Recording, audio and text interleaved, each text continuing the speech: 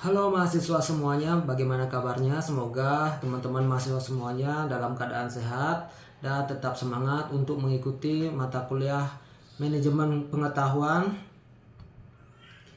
EMBS 4319 di sesi yang kedua.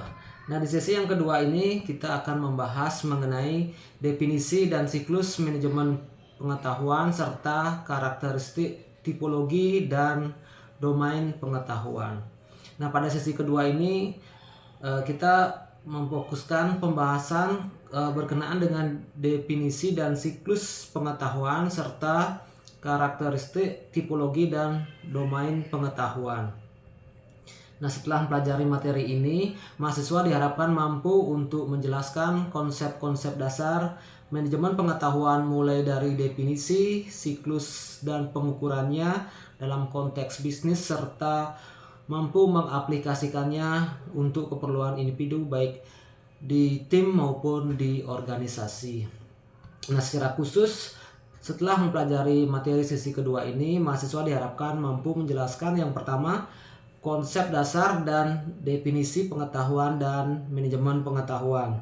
Jadi di sini kalau kita artikan dari segi kata, pengetahuan itu berarti informasi yang sudah dimodifikasi atau diadaptasi, yang mungkin ini informasinya baru ataupun tidak, unik, berguna atau akurat terkait dengan fakta, prosedur, konsep, interpretasi, ide, pengamatan, dan opini.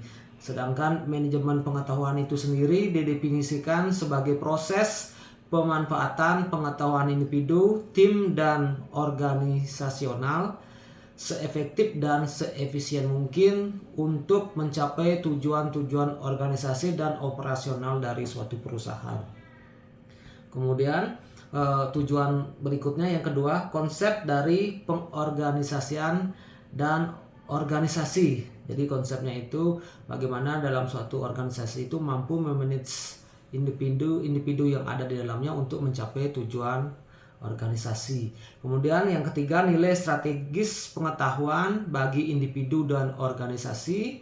Kemudian karakteristik dan tipe dari pengetahuan, kualitas pengetahuan, sumber-sumber pengetahuan, siklus manajemen pengetahuan, dan domain dari rantai nilai pengetahuan itu sendiri.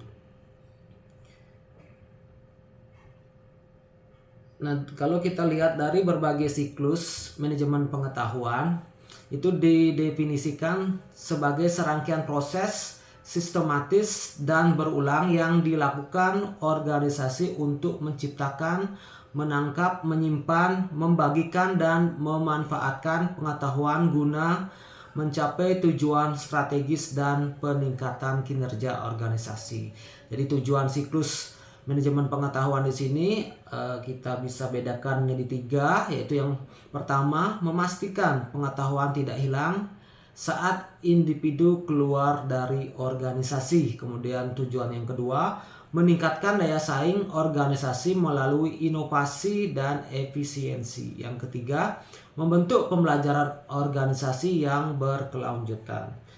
Jadi di sini ada berbagai siklus manajemen pengetahuan dari para ahli, dari Wicks itu tahun 93, Mayer dan Sachs tahun 1996, kemudian ada dari ahli yang bernama Nick Close tahun 1999, dari Mick Elroy di tahun yang sama 1999. Jadi silakan teman-teman mahasiswa untuk lebih mendalami materinya silakan nanti dibaca buku materi pokok atau BMP dari UT mata kuliah manajemen pengetahuan modul 2 dan modul 3. Nah, pada kesempatan di sesi yang kedua ini kami mengingatkan kepada para mahasiswa sekalian bahwa penilaian kegiatan di diskusi sesi kedua ini sudah bisa dikerjakan tugasnya pada sesi 2, dan juga jangan lupa untuk mengisi link kehadiran di tiap sesinya. Baik, demikian pendahuluan di sesi yang kedua mata kuliah manajemen pengetahuan dari saya. Tetap semangat rekan-rekan mahasiswa untuk mengikuti kegiatan tutorial online ini. Semoga kita diberi kesehatan dan diberikan kelancaran selama mengikuti perkuliahan ini. Terima kasih dan sampai ketemu di pertemuan berikutnya.